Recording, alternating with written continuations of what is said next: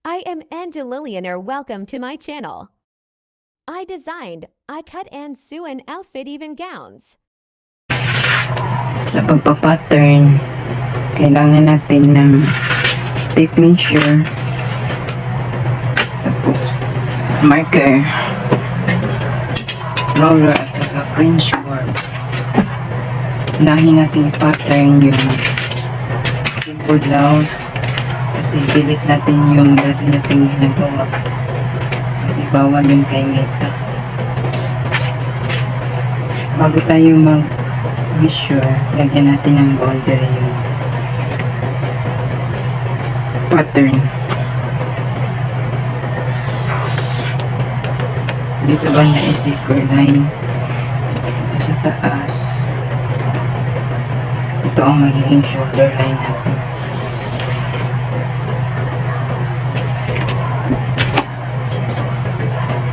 Gagawa na tayo ng sample through this measurement. Yung sleeve niya is 16. Tapos yung bust is 43. Tapos waistline is 39. Para mabigyan ko kayo ng sample paano siya gagawin. Tapos yung bust length is 11. Dito tayo sa shoulder magsimula, tapos sa bust length 11.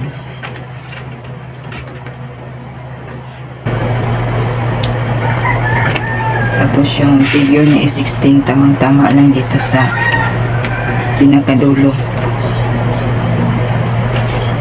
11. Tapos dito sa may zipper line 11 din. Tapos straight line na natin.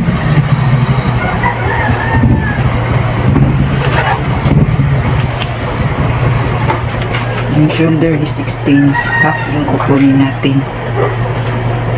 Half ng 16 is 8. Tapos lagyan na natin ng allowance.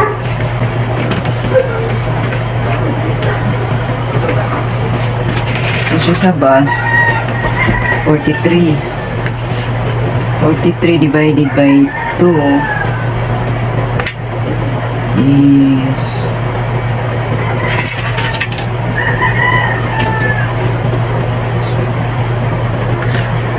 21 and 1/2. Tapos hatiin pa natin 19 and 3/4.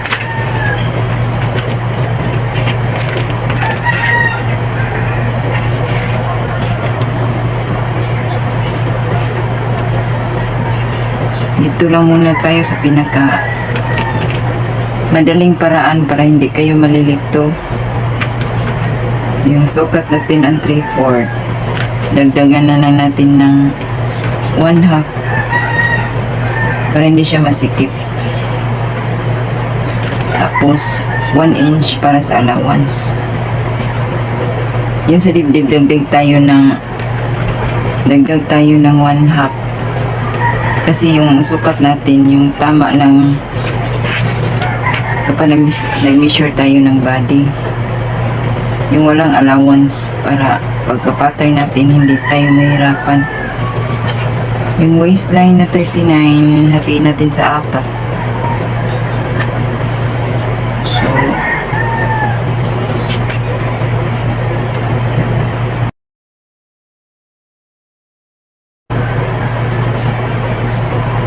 nine. 9 and 3/4. 9 and 3/4.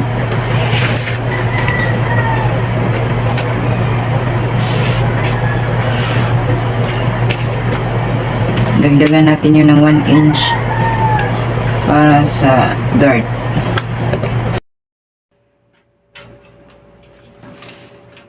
Pagkatapos, lagyan natin ng label. Ito A. Tapos ito B. Ito line C. Ang line A is yung shoulder.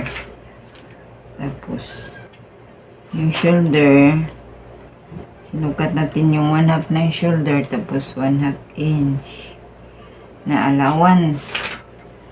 Tapos baba tayo ng 1 and 1/2 dahil sa slope. Bababa natin ng 1 and 1/2 yung dito sa may, lagyan muna natin ito ng label na A1. Tapos ito A2. Tapos dito sa line A, sukat tayo ng 3 inches standard para sa opening ng neck hole. Tapos sa likod 1/2. Tapos sa harap 3 1/2. Tapos connect natin yan ng French curve.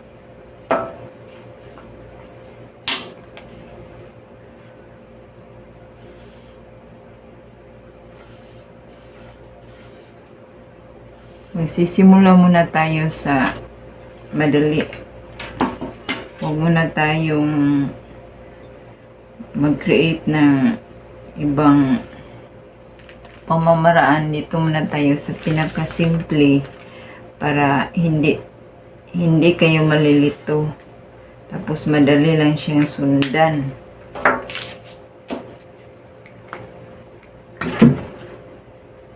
Standard muna tayo. Ito yung back.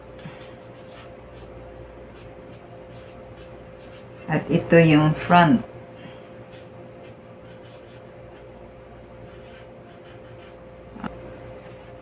Yung back, mababaw lang kasi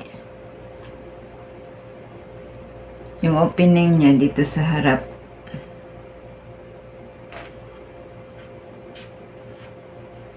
Tapos yung dito, ililabel na lang natin ng A3 para matandaan natin. Tapos yung A3 to A2, connect natin siya ng straight line. Huwag muna tayong mag-adapt ng ibang turo kasi nagsisimula pa lang tayo.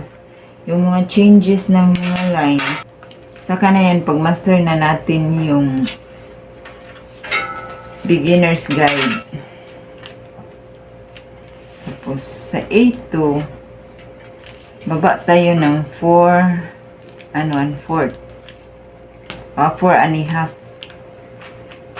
Tapos sa 4 1/2, i-markings natin, lagyan natin ng A4. Sa A4, pasok tayo ng 1/2 inch. Gawin natin yung A5.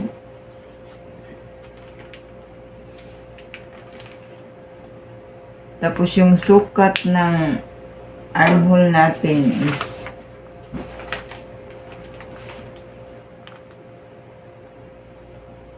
20. Paano siya sukatin? Ganyan lang. Yung line muna natin dito. Tuloy nga natin sa itaas.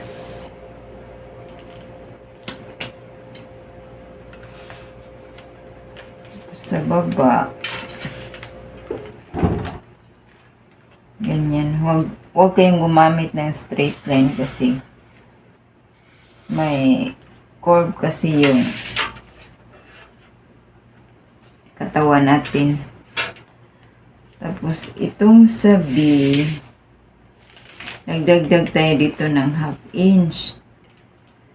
Lagyan natin ng label ito na B1. Tapos yung plus, gawin natin B2. Tapos yung allowance, gawin natin B3. Tapos dito, yung waistline plus 1 inch, gawin natin C1. Tapos yung allowance, gawin natin C2. Yung armhole, Sukatin natin yung 20. Tapos, dito tayo magsukat sa 1/2 kasi 1/2 yung allowance natin. Sukatin natin ng 1/2 sa armhole. 10. Hanapin natin yung 10. Itaon natin dito sa B2. Bakit sa B2? Kasi ito yung sukat.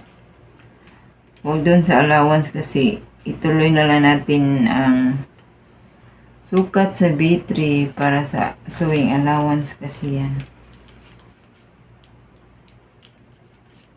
Yan. Dito natin sukatin sa 1/2. 10. So, adjust tayo. Yung pag-adjust natin, itaas natin yung French curve hanggang makuha natin yung sukat. Yung paraan natin sa double XL tapos sa small to large is may difference sila kasi yung small to large hindi sila masyado malapad sa likod. Yung XL malapad yung likod kaya hindi natin laliman yung armhole. Itong XL ang ginagawa kong sample kasi karaniwan nating ginagawa sa tutorial is small to large. XL yung minsan na natin, ngayon lang natin na ituturo. Guhitan na natin. Punta doon kasi malaking babae ito siya. Kaya malaki yung armhole.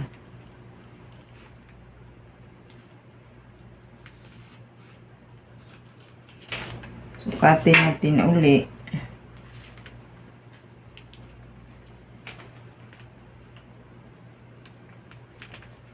Lumagpas.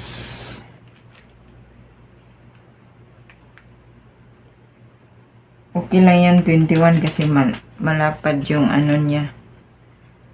Malapad yung dibdib. At ma-adjust ang sukat sa armhole doon sa likod. Pero kung sleeveless, dapat bawas tayo dito. Bakit? Kasi pag wala tong sleeves, andito bubuka yan. Kaya bawasan yan ng 1/2 inch. Ganyan. Pero pag may sleeves siya, pwede na yan. Tapos yung sa likod, pagka malaki, pwede na natin, huwag na tayong pumasok sa 1/2.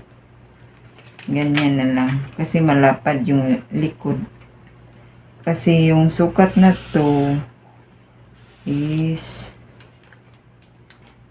sukat natin ay double XL. 43 yung bust. Ganyan na.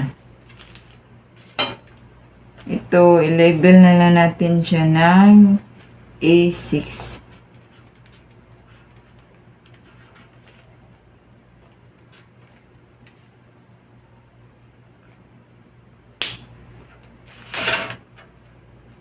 Tapos sa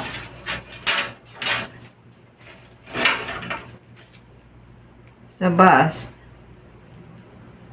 sukat tayo ng bust length to 11. Ito naka-line na siya sa B. So, ang gagawin natin yung bust width na lang 1/2 ng bust width. Ito. Markings tayo dyan. Tapos, dito. 1/2 ng bust. 7.5. Yung 3 3/4 pala.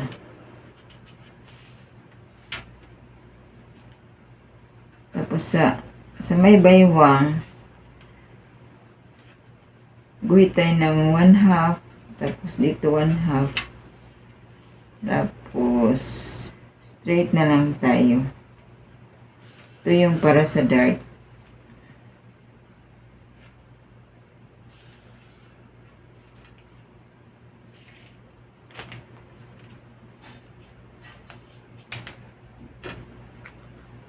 Ito siya sa back. Ito sa front. Applicable lang ito sa mga XL. Kapag ka small, dito tayo sa harap. Tapos ito wala na to. Kapag ka small to large lang. Kapag ka XL na, iba na yung sa armhole. Kasi malapad na yung likod. Malapad na yung likod sa double XL.